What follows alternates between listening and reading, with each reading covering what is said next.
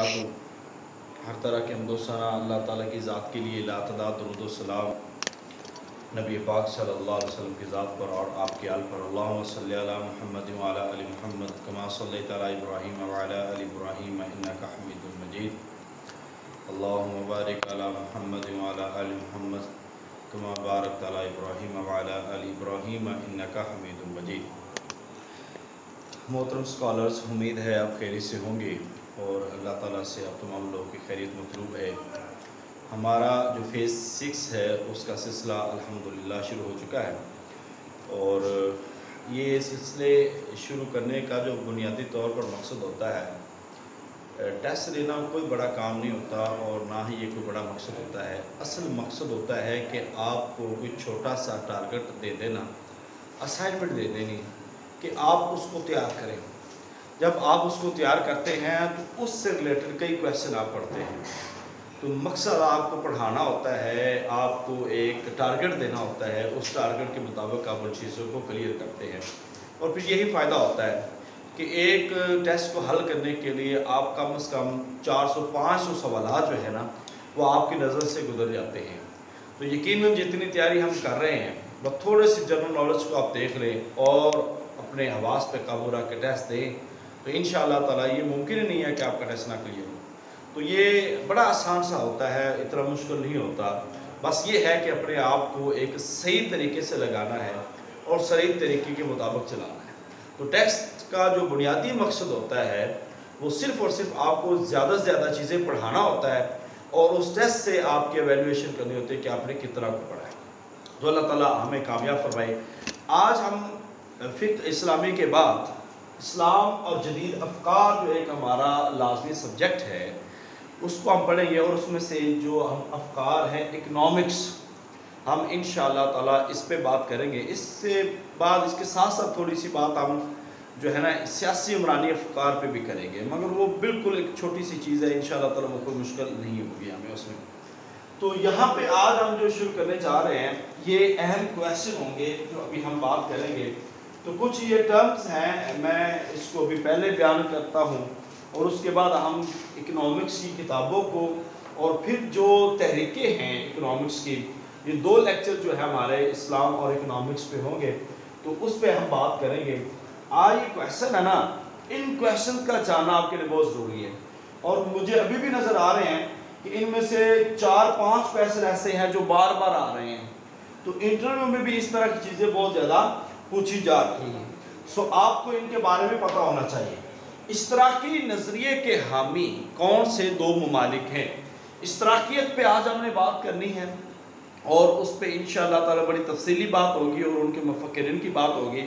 तो इसके 2 रशिया और चाइना, रशिया और चाइना यानी कि रूस और चीन, ये 2 बड़े ममालिक हैं जो इश्तराकी नज़रिए के हामिल हैं। इसके बाद सोशलिज्म जो है, इश्तराकियत और इज्तिमाइयत कम्युनिज्म, ये इश्तराकियत सोशलिज्म और इज्तिमाइयत कम्युनिज्म, इसमें बुनियादी तौर पर क्या फ़र्क है? इज्तिमाइयत में किसी दर्जा तक हुकूमत का वजूद बाकी रहता है, इश्तराकियत में किसी दर्जा तक हुकूमत का वजूद बाकी रहता है।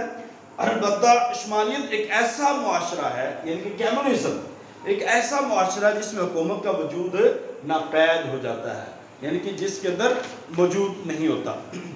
इसके बाद इश्तराकी नज़रिए के जो हामी हैं, ये सबसे बड़ा जो नाम आता है वो कार्ल मार्क्स का आता है, जिनकी किताब है दास कैपिटल। दास कैपिटल इसकी अहम किताब है और उसके अंदर इसके जो नज़रियात है वो बयान किए गए हैं और इसका जो मुफक्किर है फ्रेडरिक एंजल्स, ये उसका बुनियादी तौर पर एक मुफक्किर कहा जाता है। ठीक है, तो इश्तराकियत के हवाले से मुख्तलिफ के हवाले से भी नाम आएगा, वो भी हम इंशाअल्लाह ताला पढ़ेंगे तो वो चीज़ें वाज़ेह हो जाएंगी। क्योंकि इटली के अंदर इसी निज़ाम को चलाने वाले कोई और हैं, रशिया के अंदर चलाने वाले और हैं और जर्मनी के अंदर चलाने वाले और हैं। अब इश्तराकी निज़ामी मईशत जो है ये शॉर्ट क्वेश्चन में भी आ जाता है। शॉर्ट क्वेश्चन से बराबर आपको सब्जेक्टिव हम तैयारी करवा रहे हैं। सो ऐसी चीज़ों के बारे में आपको पता होना चाहिए। इश्तराकी निज़ामी मईशत से क्या मुराद है?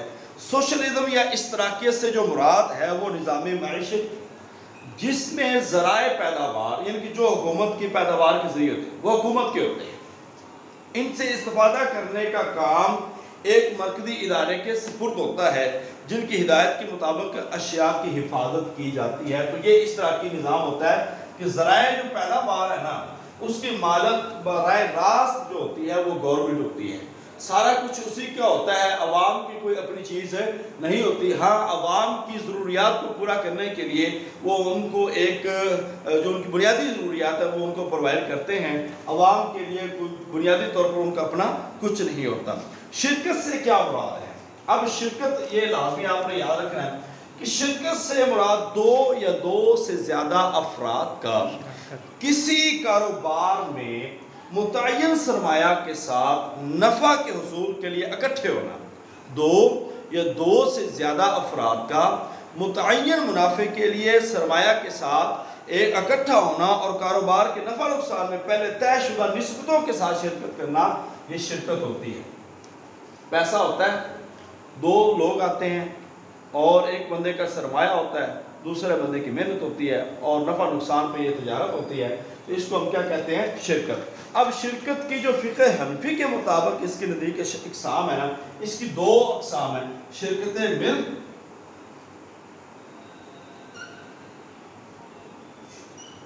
اور شرکت عقود۔ ابھی اور بھی یہ ذرا فقہ حنفی کے مطابق یہ اس کی دو قسمیں ہیں۔ تو مزاربت سے کیا مراد ہے؟ مزاربت سے مراد کیا ہے یہ ذرا سنیں۔ مزاربت کہتے ہیں کہ ایک سرمایہ دار جس کو کہا جاتا ہے رب المال، سرمایہ دار شخص، رب المال سرمایہ دار جو شخص ہوتا ہے اپنی آمدن سے کچھ پیسے بچا کے کچھ سرمایہ جمع کرتا ہے اور وہ کاروبار میں لگاتا ہے، اور اس کے ساتھ ایک ضارب ہوتا ہے جو کمانے والا ہوتا ہے، جو ضارب کمانے والا ہوتا ہے، وہ اس اپنی کمائی میں اپنے نفع میں وہ اپنے مالک کو کچھ دیتا ہے، اپنے مالک کو کچھ دیتا ہے، تو اس کو کہتے ہیں مزاربت۔ یعنی کہ ایک بندے کا سرمایہ ہوتا ہے، رب المال اس کو کہتا ہے جس کے پاس پیسہ ہوتا ہے، وہ پیسہ لگاتا ہے، انویسٹ کرتا ہے، کسی شخص کو دیتا ہے، وہ اس سے کاروبار کرتا ہے اور اس سے جو پروفٹ آتی ہے اس میں سے متعین حصہ وہ لیتا ہے، تو اس کو کیا کہتے ہیں؟ مزاربت۔ تو مزاربت جو ہے اس کے لیے جو اصطلاحیں استعمال ہوتی ہیں وہ آپ کو بتا دیں، اس کی اصطلاحیں ہوتی ہیں قراض کی، قراض کی جو اصطلاح ہے یہ مقارضہ کی اصطلاح اس کے لیے بھی استعمال ہوتی ہے، مقارضہ کی اصطلاح اس کے لیے استعمال ہوتی ہے۔ قراضہ کے معنی کاٹنا، قراضہ بھی لفظ ہے، اس کا لفظی معنی کاٹنا۔ اس کے بعد مزاربت کے ارکان ہیں دو، ایجاب اور قبول، یعنی کہ دونوں کے درمیان ہوگا ایجاب و قبول، ایجاب و قبول، یہ دونوں چیزیں ہوں گی۔ تو اس کے بعد ہے سود۔ سود کی جو بنیادی طور پر یہ 2 دن لیکچر بڑا اہم ہے اکنامکس پہ، صرف 2 لیکچر سن لیں انشاءاللہ، پھر اکنامکس میں کوئی اور چیز آپ کو یاد کرنے کی ضرورت نہیں ہے، بلکہ آپ کا سارا جو کام ہے نا وہ اسی سے حل ہو جائے گا انشاءاللہ۔ تو سود کی جو تعریف ہے، سود را بے واو، اس سے ربا اس کا مادہ ہے۔ سورہ بقرہ کے اندر سود کی ممانعت آئی ہے، یمحق اللہ ربا ویربی الصدقات، اور دوسرے الفاظ میں آتا ہے یا ایھا الذین آمنوا لا تاکلوا الربا ضعافا مضاعفا، کہ سود کو دوگنا چگنا کر کے نہ کھاؤ۔ تو سود کا لفظی معنی ہوتا ہے بڑھوتری، زیادتی، اضافہ، یعنی کہ اصل مال پر ایک متعین مقدار کے مطابق جو اضافہ دیا جاتا ہے وہ سود کہلاتا ہے۔ سود کی 2 قسمیں ہیں، ربا النسی اور ربا الفضل، یہ 2 قسمیں ہیں، یہ آپ نے یاد رکھنی ہے۔ تو یہ سوالات تھے جو ہم نے اسلام اور اکنامکس کے حوالے سے آپ کے سامنے بیان کیے ہیں۔ تو اس کے ساتھ ساتھ اب ہم جو اکنامکس کے جو ابتدا ہے وہ باقاعدہ طور پر وہ ہم کریں گے۔ جی، تو اکنامکس معاشیات کا علم ہے۔ ویڈیو چینج کر لیں، ہاں ویڈیو چینج کر لیں۔ ہاں